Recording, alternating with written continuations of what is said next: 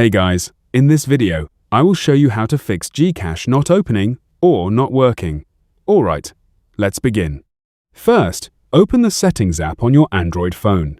Tap Apps or App Management, then open the app list and select GCash. Tap Storage and Cache, then choose Clear Cache, followed by Clear Data. If the issue continues, open the Google Play Store, search for GCash and check if an update is available.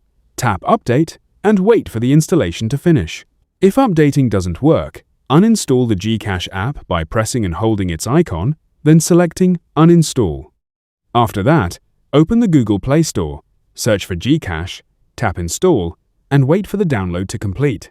Open the app, sign in to your account, and allow all the required permissions when prompted.